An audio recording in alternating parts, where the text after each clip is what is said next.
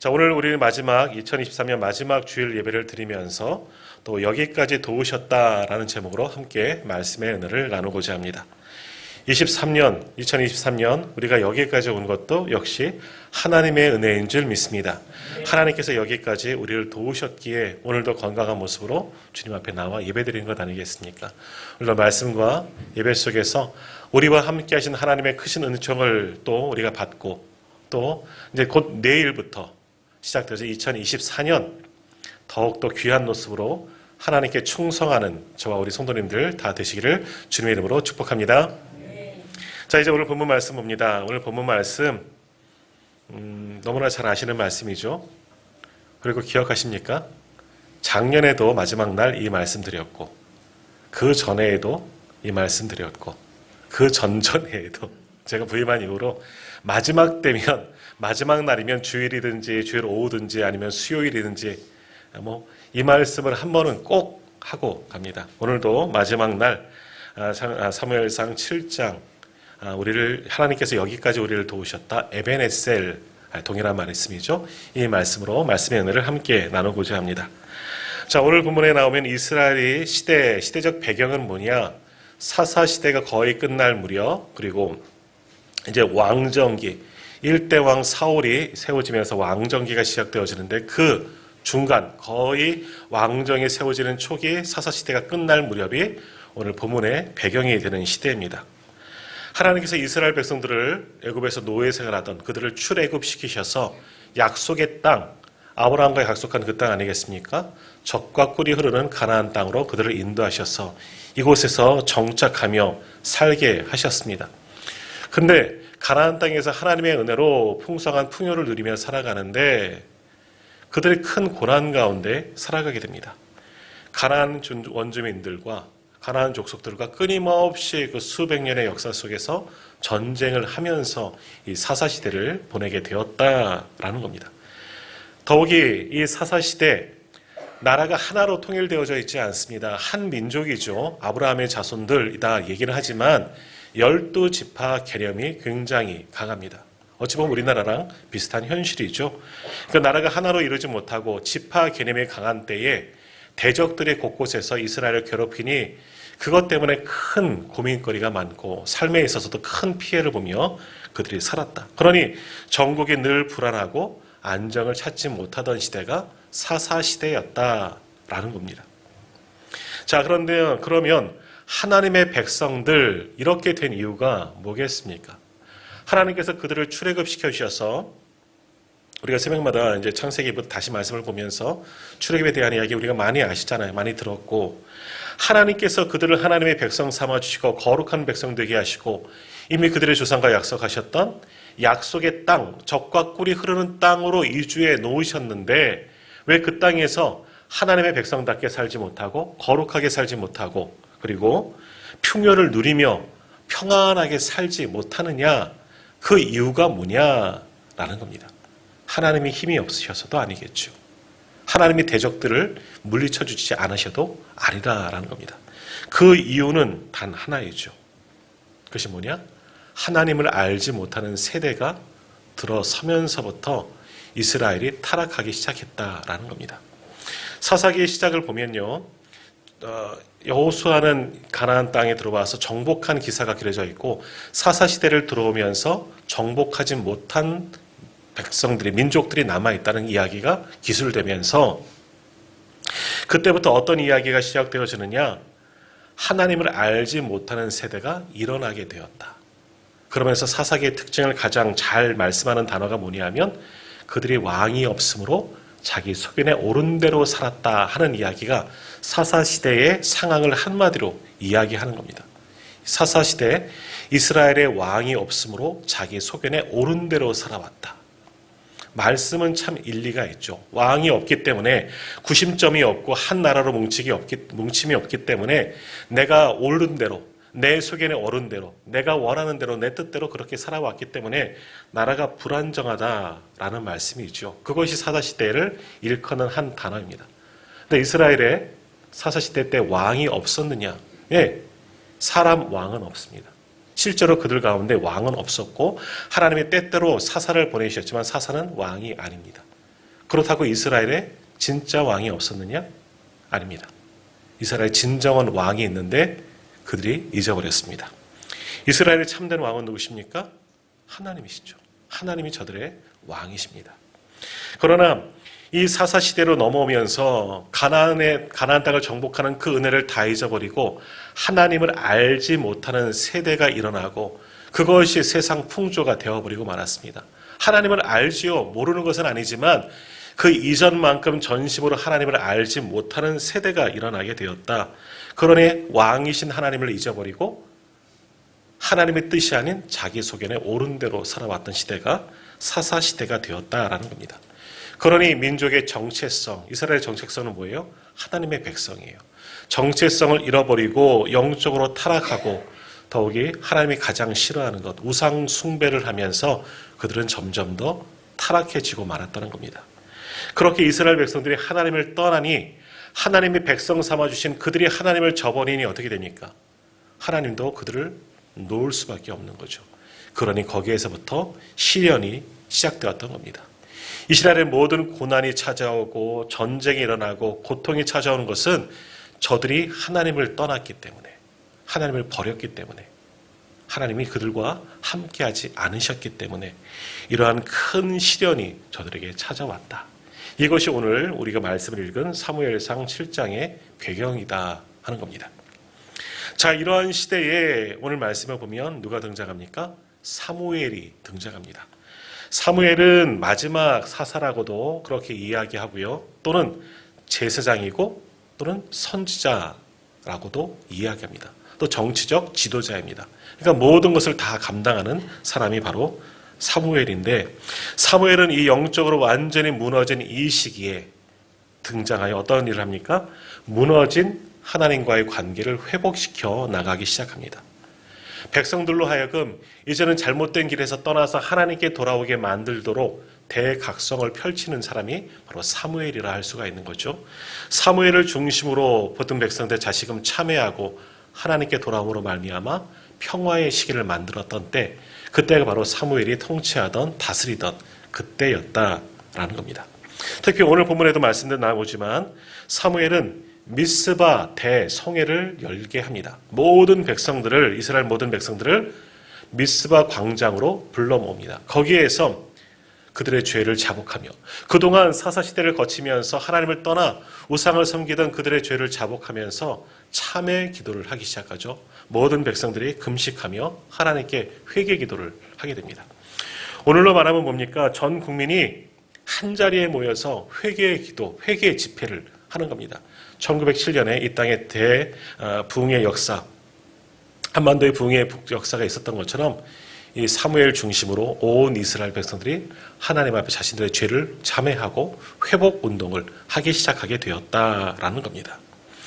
이렇게 사무엘을 중심으로 이스라엘 백성들이 이제는 변화되어서 하나님 앞에 나아가고자 하는데, 그 다음에 평화가 이루어지고 살기 좋으면 얼마나 좋겠습니다만 문제가 생깁니다. 이스라엘 백성들이 영적으로 회복되어지고 그들의 죄를 참회하고 하나님 앞에 모였더니, 미스바라는 그 넓은 광장에 그들이 모여 함께 있었더니 항상 이스라엘을 노리고 괴롭히던 민족이 있죠. 블레셋. 지금 이스라엘 전쟁의 역사가 오래된 겁니다. 뭐 지금은 일어난 게 아니에요. 수천 년 전부터 이스라엘과 전쟁이 계속되는 거죠. 이 블레셋이 이스라엘을 공격해 들어옵니다. 전쟁에 대비가 안 되어져 있고 모든 백성들이 한 곳에 모여 있으니 공격하기 딱 좋은 거예요. 그래서 이스라엘 백성들이 블레셋 백성들이 총동원해서 이스라엘을 공격해 들어오기 시작합니다. 자, 그러나 이스라엘은 어떡합니까? 빨리 군대를 조직하고 병기를 모으고 아니면 원군을 요청해서 대적합니까? 아닙니다. 그들은 그렇게 하지 않았습니다. 다시 한번 사무엘을 중심으로 하나님만 바라보며 더 열심히 기도하지요. 그 기도를 들으시고 하나님께서 응답하여 주셔서 쳐들어오는 모든 블레셋 군대를 이기게 하셨다. 그리고 그들을 다 몰아내고, 오늘 12절에 나오죠. 미스바와 센 사이에 그들을 몰아낸 지역을 이야기하는 겁니다. 거기에 돌을, 기념비를 세우고 그것을 뭐라고 부릅니까? 하나님께서, 여호와께서 여기까지 우리를 도우셨다. 오늘 장년도 기도해 주셨지만 에벤에셀이라는 기념비를 세우는 겁니다. 에벤에셀의 뜻은 하나님께서 여기까지 우리를 도우셨다. 하나님께서 우리를 도우셨다. 도움의 돌이라는 그런 뜻이죠. 하나님께서 우리와 함께 하시고 우리를 승리하게 하셨다. 그것을 감사하면서 기념비를 세우는 것, 그것이 에벤에셀, 도움의 돌. 하나님이 이렇게 우리와 함께 하셨다. 감사의 예배를 드리는 겁니다. 또 이 에벤에셀이라는 의미는 뭐냐? 여기까지 도우신 하나님께서 이제 앞으로도 여전히 우리와 함께 하시고 우리를 지키고 도우실 것이다 하는 의미가 이 속에 다 담겨져 있는 겁니다. 그러니까 하나님은 여기까지만 우리를 도우시는 분이 아니라 언제까지? 영원토록 우리와 함께 하시는 줄 믿습니다. 2023년 한 해를 마감하는 오늘, 올 한 해도 하나님이 여기까지 우리를 도우신 줄 믿습니다. 그럼 내일부터 끝일까요? 아닙니다. 내일부터도 새로운 2024년 새해에도 하나님이 우리를 도우시는 줄 믿습니다. 언제까지 도우십니까? 하나님 영원토록 하나님 나라가 이 땅에 완성되어질 때까지 우리가 사는 모든 날들 동안 하나님은 우리를 도와주시는 줄 믿습니다. 그 하나님과 동행하는, 그래서 하나님의 도우심을 받는 저와 우리 모든 성도님들 다 되시기를 주님의 이름으로 축복합니다. 자, 그런데 문제는 뭐냐? 하나님의 도우심을 우리가 어떻게 받을 수 있냐라는 거예요. 하나님은 분명히 말씀하셨잖아요. 에벤에셀, 여기까지 우리를 도우셨다. 하나님은 도우시는 분이다. 지금까지, 그리고 영원토록 도우시는 분이야. 말씀하시는데 오늘 말씀 보십시오. 이스라엘을 우리 3절 이하에 보면 도우셨냐? 그 이전에 아니에요. 그들의 타락함으로 말미암아 돕지 않으셨다는 거예요. 아니, 하나님 가만히 계셨던 것이죠. 너희 속에는 옳은 대로 살았으니 너희 마음대로 한번 해봐라. 하나님은 어찌 보면 팔짱 끼고 가만히 계셨던 것처럼 보여집니다. 물론 그래도 나라가 완전히 멸망치 아니하도록 그것까지는 하지 않으셨죠. 하나님의 도우심을 받는 자, 어떤 사람들이 하나님의 도우심을 받을 수 있느냐? 오늘 그 말씀을 우리가 함께 나누고자 하는 겁니다. 자, 먼저 하나님의 도우심을 받을 수 있는 비결 첫 번째는 뭐겠습니까? 바로 전심으로 하나님을 의지하는 겁니다. 온전히 하나님만 의지할 때 하나님이 우리를 도우시는 줄 믿습니다. 자, 다시 한번 오늘 말씀의 배경, 사무엘상은요 사사시대예요. 아직 왕이 조금 더 나가면 왕이 세워지긴 하지만 사사시대, 사무엘이 살고 있던 활동하던 시대는 사사시대의 거의 끝자락이라는 거죠. 사사시대의 가장 큰 특징이 뭐라 말씀했습니까? 조금 전 말씀드린 것처럼 사사시대 왕이 없으므로 자기 소견에 옳은 대로 살았다. 이것이 사사시대의 가장 큰 특징이에요. 어찌 보면 좋은 것 같죠? 사람들이 내 양심에 따라 그렇게 살아갔다는 거예요. 우리로 말하면. 근데 내 양심의 기준은 뭡니까? 나예요. 다시 말하면 뭐겠습니까? 사람들이 자기가 원하는 대로, 자기 뜻대로, 자기가 하고 싶은 대로 살았다라는 겁니다. 그 당시 세상에 이 이스라엘 백성들 사이에 기준과 원칙이 없는 겁니다. 우리 새로운 정부가 들어서면서 공정과 상식 이야기를 했잖아요. 모든 사람들이 평화롭고 자유롭고 상식, 공정을 누리며 상식 가운데 살겠다고. 그랬던 것처럼 당시에 사람들의 삶의 기준은 살아가는 사실상 사람 공동체 안에 어떤 기준이 있어야 되는 거잖아요. 원칙이 있어야 되는 거잖아요. 그것이 도덕이고 규범이고 법 아니겠습니까? 그런데 다 필요 없습니다. 무엇이 기준이에요? 내 소견, 내가 하고 싶은 대로 살았다라는 거예요. 남의 것을 빼앗았어요. 내가 필요하니까 저거 내가 가져왔어. 이건 내 소견에 옳은 것이에요.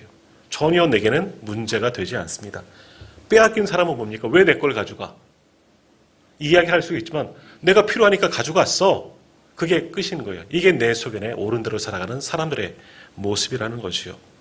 그러니까 기준도 없고 원칙도 없고 심지어는 하나님의 말씀, 우리가 계속해서 새벽 예배를 보면서 민수기까지 왔는데 출애굽기, 레위기, 민수기 율법을 주셔요. 신명기도 율법이지만 율법을 줍니다. 하나님의 백성으로 살아갈 수 있는 기준을 주시는데 기준이 사라진 겁니다.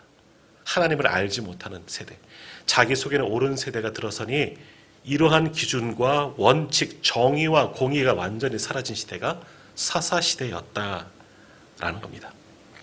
자, 그것이 생활 속에서만 그렇게 나타나느냐? 영적인 것도 마찬가지인 겁니다. 하나님께서 복을 주신다 그랬습니다. 젖과 꿀이 흐르는 땅은 하나님이 복을 주셔야지만 젖과 꿀이 흐르는 땅이 될 수가 있는 거예요. 그렇기 때문에 그들은 사사시대 하나님을 섬기지 않았느냐? 하나님을 예배하지 않았느냐? 아니에요. 예배했어요. 하나님을 섬겼어요. 하나님을 섬기고 하나님을 예배하면 하나님께서 이거 받으시고 복 주시겠지. 기복적인 신앙이죠. 받을 것만 기대하는 겁니다. 내가 이렇게 예배당에 나가고, 우리로 말하면 내가 이렇게 하나님 앞에 제사를 드렸으니 하나님께서 복 주실 거야. 이러한 만연한 기대 속에 그러한 형식적인 예배를 드렸습니다. 그러면서 또 어떤 마음들이 있었느냐? 야, 가나안 땅에 살고 있는 사람들 풍요를 누렸어. 가나안 사람들 믿었던 신 바알과, 오늘 보면 아스타롯이라고 나오지만 아세라, 이런 신들을 섬겼더니 그들의 복을 받은 것 같아. 그럼 내 소견에 오른 대로 이 신도 한번 섬겨볼까? 여기에서부터 우상 숭배가 들어오게 된 거죠. 가나안 땅에, 아니 또 주변 나라들이 섬기고 있는 다른 신들도 함께 취하여 섬기기를 시작합니다. 전혀 문제가 없습니다. 왜? 자기 소견에 옳은 대로 행하였기 때문에. 하나님도 섬기고 바알도 섬기고 아스라도 섬기고 아스라도 섬기고 이방의 모든 신도 섬겨요. 왜? 내게 그 신들이 복을 줄 것이니까. 이것이 내 소견에 옳은 것이니까. 아무튼 어떤 신이든 어떤 위대한 존재든 전능자든 나와 함께 하시고 나와 도움을 주면 전혀 문제가 없는 거야. 내 중심의 삶이 되어버리고 말았기 때문에. 그러니까 무슨 신앙입니까? 양다리 신앙이에요. 양다리 걸치는 거예요. 하나님도 섬기고 세상 가운데 나가고 다른 신도 섬기면서 다른 신들을 하나님과 동급으로 여겼다는 겁니다. 예수님의 말씀처럼 그 마음에 두 주인이 있는 거지요. 하나님 분명히 율법을 주시면서 여호와 내 하나님만을 섬기라. 오직 유일하신 분 하나님만 섬기라. 우상을 만들지 말라. 분명히 말씀하셨음에도 불구하고 이런 기준과 원칙이 다 사라졌습니다. 내 소견에 옳은 대로 살다가.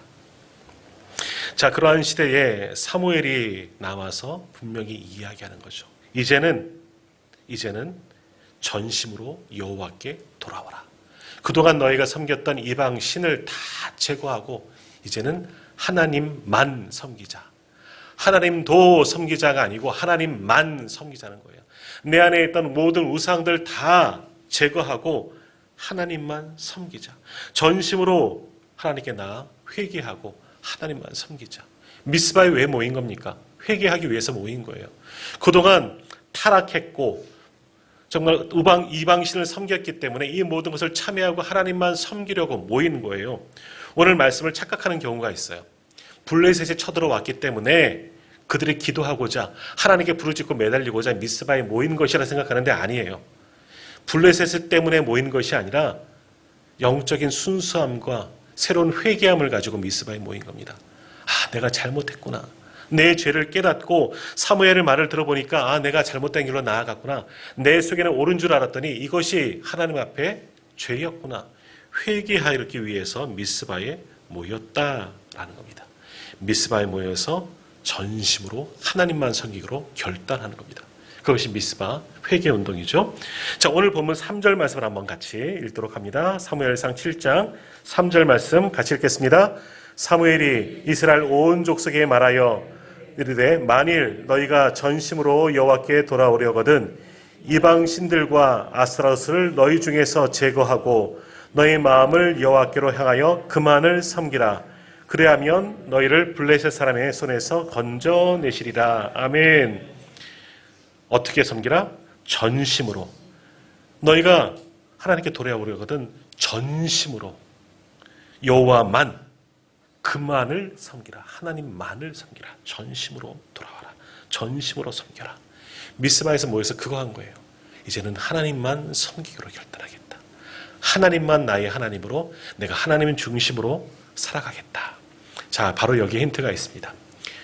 우리가 에베네셀 도움에 돌듯이 하나님의 도움을 받기를 원하십니까?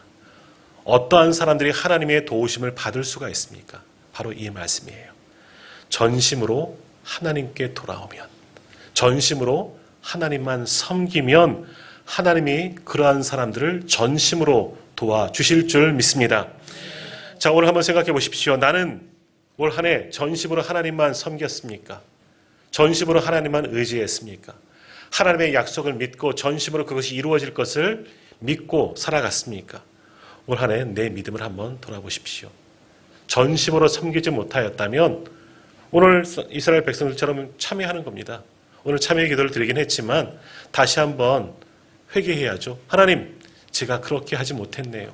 올 한 해도 연초에 결단했습니다. 분명히 우리는 결단했습니다. 하지만 살아가면서 나도 하나님을 모르는 세대가 되어버리진 않았습니까? 이제 전심으로 하나님만 섬기기를 원합니다. 전심으로 하나님을 내 안에 모시겠습니다. 결단하며 믿음의 행보를 나아갈 때 하나님께서 오늘 우리를 도와주시는 줄 믿습니다. 먼저 하나님의 도움을 받기를 원하시면 반드시 전심으로 하나님만 섬기는 우리 모두가 다 되시기를 바랍니다. 그럴 때 하나님도 우리를 전심으로 도와주실 줄 믿습니다. 자, 두 번째, 하나님은 어떠한 분들을, 어떤 사람을 도우십니까? 오늘 말씀을 통해서 보면 무엇을 알 수 있습니까? 예배하는 사람들을 하나님께서 도와주시는 줄 믿습니다. 예배하는 사람들, 예배하는 사람들. 자, 그런 말씀 많이 드리죠. 예배가 승리하면 인생도 승리한다. 예배가 승리하면 우리 믿는 사람들과 세상 사람들의 가장 큰 특징은 뭐예요? 예배하는 거예요. 예배하는 것. 예배하지 않고서 기독교인이다, 예수 믿는다, 그거는 아니에요. 세상 사람들과 우리가 가장 큰 특징은 예배입니다. 예배. 다른 특징이 있는 게 아니에요. 예배하는 것이 가장 특징이에요. 한 주간 하나님의 도우심을 받기를 원하신다면 주일 예배로 승리하셔야 하는 거죠. 매일매일 하루 하나님의 도움을 받기를 원하신다면 새벽을 깨워 기도할 때 하나님께서 그 하루를 지키시고 도우시는 겁니다. 그러므로 올 한 해 하나님의 도우심을 받기를 원하신다면 새해 2024년 하나님의 도움을 받기를 원하고 우리의 일평생 하나님의 도움을 받기를 원하신다면 전심으로 하나님께 나와 예배하는 겁니다. 예배하는 백성들 하나님께서 지키시고 보호하여 주실 줄 믿습니다. 자, 오늘 본문 보십시오. 하나님께서 이스라엘 백성들을 다시 도우셨습니다. 못했기 때문에 저들을 도우셨습니까? 사실 이스라엘 백성들, 그들은 도움을 받을 만한 사람이 되지 못합니다. 우리 3절에서 말씀 보아서 알았던 것처럼 이스라엘 백성들 가나안 땅에 정착한 이후로부터 하나님도 예배하지만 그 땅의 신들을 섬깁니다. 우상 숭배하며 타락해 나가기 시작하죠. 참된 예배가 사라졌습니다. 그런데 하나님이 그들을 다시 도우셨습니다. 무엇하였기 때문에? 다시 무너진 제단을 수축한 겁니다. 예배의 제단을 수축하게 된 겁니다. 자, 우리 말씀을 한번 보십시오. 6절. 그들이 미스바에 모여 묘를 길어 여호와 앞에 붓고 그날 종일 금식하고 거기에서 이르되 우리가 여호와께 범죄하였나이다 하니라. 온 이스라엘 백성이 모여서 무엇했느냐? 하나님 앞에 물을 길었다. 다시 한번 제단을 정결케 하고 예배의 단을 쌓았다는 겁니다. 그리고 기도한 거죠. 여기에 하나님의 복을 받는, 하나님의 도우심을 받는 비결이 있는 겁니다. 하나님의 복을 받기를 원하고 하나님이 함께 하시기를 원하고 하나님의 도움을 받기를 원한다면 예배가 회복되어져야 하는 겁니다. 우리는 그렇게 이야기하죠. 아니 목사님, 우리는 많은 예배를 드리고 있지 않습니까? 얼마나 더 예배를 드려야 하고 얼마나 더 예배를 회복해야 합니까? 전심으로라는 단어를 그 앞에 놓으십시오. 전심으로 하나님을 예배해야 되는 겁니다. 예배 후에 받을 은혜는 부수적인 것이고 이것이 중요한 것이 아니라 하나님께서 받으시도록 전심으로 우리를 드리는 예배를 회복해 나가야 하는 겁니다. 인생에 단 한 번의 예배를 드리더라도 하나님께서 기뻐하시도록, 하나님께서 받으시도록 우리의 최고의 예배를 하나님께 드려야 하는 것이죠. 그 예배를 받으시고 하나님은 우리를 도우시는 줄 믿습니다. 그러므로 매일매일 드려진 예배, 이것이 우리들의 최고의 예배가 되어줘야 하고 하나님께서 기뻐 하시는 예배가 되어야 하는 겁니다. 오늘 2023년 이 주일 예배도 또 오늘 저녁에도 성무행신 예배 또 드리겠지만 한 해의 처음과 또 한 해의 마지막을 예배로 드리는 자, 그러한 자들에게 하나님께서 반드시 복을 주실 줄 믿습니다. 예배를 드릴 때에도 전심으로 우리를 예배를 받으시는 하나님만 바라보고 하나님께서 기뻐 받으시는 그런 예배를 드리는 거예요. 내 주변의 사람들 어떤 상황 속에서 예배하는지 신경 쓰지 말고 예배하면서 보면서 아이고 누가 안 왔네? 아, 누가 빠졌네? 무슨 일이 있나? 이런 것들, 아니면 집에 두고 온 모든 일들, 아, 연말인데? 뭐 이런 것 생각하지 마시고 하나님만 바라보면서 예배하십시오. 예배의 제단을 정결하게 하고 내가 드리던 그 자리에서 하나님을 향하여 예배할 때 하나님께서 그 예배를 받으시고 우리를 도우시는 줄 믿습니다. 오늘 이 자리에 계신 분들은 예배로 승리하신 분들입니다. 2024년에도 다시 한번 하나님께 온전한 예배의 제단을 쌓고 그 예배함으로 하나님의 도우심을 받는 저와 우리 모든 성도님들 다 되시기를 주님의 이름으로 축복합니다. 자, 마지막, 사실 마지막인데 더 있어요. 근데 우리 한국 사람은 3번, 요즘에 저도 이렇게 3가지를 많이 드리는데 어떤 사람을 하나님께서 도우십니까? 조금 전에 읽었던 6절에도 나오죠. 기도하는 사람, 기도하는 사람. 기도하는 사람은 못 당합니다. 믿는 사람들 가운데도 믿음이 있다 함에도 기도하는 사람과 기도하지 않은 사람과는 큰 차이가 있는 거예요. 우리 학교 다닐 때 이야기, 나중에 너희들 봐라. 10년, 20년 후에 너희들의 차이가 분명히 있을 것이다. 앉아서 공부하는 자들과 그렇지 않은 자들. 마찬가지예요. 성도들도 차이가 있는 거예요. 똑같이 믿음 생활 시작해도 저 사람과 나하고의 믿음의 차이가 있다는 것은 물론 평가해서는 안 되지만 차이가 분명히 있고 받은 복이 다른 것은 뭐냐? 기도의 차이가 있다는 거죠. 기도의 분량이 틀리다는 거예요. 오늘 말씀 보십시오. 이스라엘 백성들은 언제 도우심을 받았느냐? 첫 번째는 예배죠. 전심으로 하나님을 찾고 또 전심으로 하나님께 예배했을 때. 세 번째는 전심으로 하나님께 매달려 기도했을 때. 자, 다시 한번 5절, 6절 제가 한번 읽도록 하겠습니다. 사무엘이 이르되 온 이스라엘은 미스바로 모이라.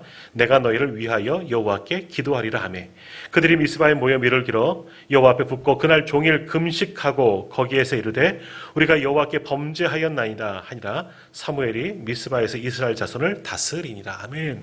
뭐 했습니까? 모여서 하나님께 전심으로 예배하고 전심으로 기도하는 겁니다. 그동안 우리의 허물들 회개하면서 못하면서 금식까지 하면서. 금식은 뭐예요? 단순히 한 끼를 굶는 게 아니에요. 밥을 굶는 게 아니라 내 목숨을 걸고 기도하는 거예요. 밥을 안 먹으면, 우리는 밥을 안 먹으면 죽을 수밖에 없잖아요. 금식한다는 것은 단순히 내가 밥 하루 안 먹는 거, 이게 아니에요. 내 목숨을 걸고 기도하는 겁니다. 하나님께 목숨을 걸고 각오하면서 기도할 때 하나님께서 우리를 도우시는 줄 믿습니다. 오늘 보십시오. 이스라엘 백성들 하나님께 전심으로 매달려 금식하기까지 기도합니다. 금식하기까지. 그 이후에 7절 이하에 보면 시련이 닥치죠. 블레셋이 쳐들어옵니다. 그러나 기도하기를 멈추지 않죠. 8절에 보면 뭐라고 이야기합니까? 8절 제가 한번 읽도록 하겠습니다. 이스라엘 자손이 사무엘에게 이르되 당신은 우리를 위하여 우리 하나님 여호와께 쉬지 말고 부르짖어 우리를 블레셋 사람들의 손에서 구원하시게 하소서라고 이야기합니다. 환란이 닥치는데도 이거 대비해야지 나가는 게 아니라 못해요? 사무엘께 요청하는 겁니다. 사무엘, 우리를 위해 더욱더 중보해 주십시오. 여기에는 무슨 말이 담겨져 있겠습니까? 우리도 기도하겠습니다. 환란의 때 우리도 전심으로 기도할 터이니 우리의 지도자, 사사, 선지자, 제사장 사무엘도 우리를 위하여 기도해달라. 하나님께 매달리는 것이죠. 하나님께 기도로 매달린 겁니다. 자, 더욱이 쉬지 말고 기도하자. 그렇게 하나님께 기도가 회복되어집니다.